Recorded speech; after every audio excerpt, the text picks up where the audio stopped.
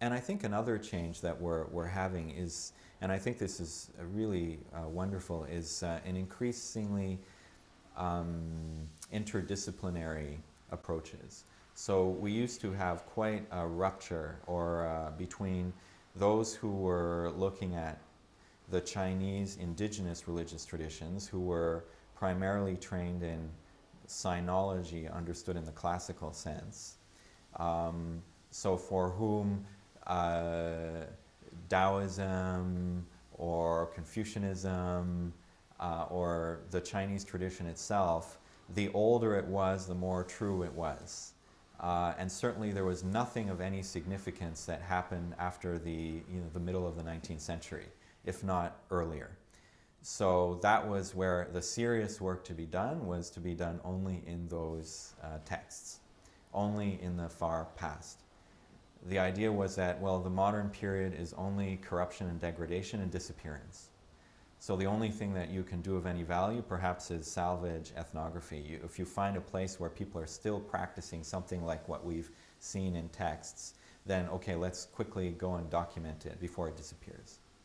Which actually this is very valuable, and I'm engaged in it myself at this very moment. So I'm not saying that this is, I'm not criticizing this at all. I think that's very valuable, but I think there was a certain understanding that the only value that we could find in the contemporary world, the only thing of value was just traces of maybe living fossils of the past.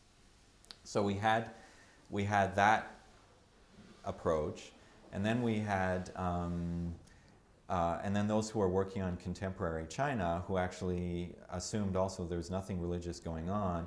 So this was in the 1960s and 1970s when mainland China was closed off. So there was still, so we had these different approaches that were not at all in communication with each other. But I think now what we found is that these different disciplines, or scholars from these different disciplines, have really been in communication with each other more and more. And now I think we can understand that, and this was my own experience, that so I had been doing some research during my PhD on the Qigong movement, and so on the one hand, this was deeply connected with the history of Chinese religion, the history of the Chinese practices of the body. So there was an organic connection between what was going on in China in the 1990s with the whole history of Chinese religion, and yet the sociology of religion and the theories and approaches of the sociology of religion, which are derived from the Western modern contemporary experience, also apply very well to China.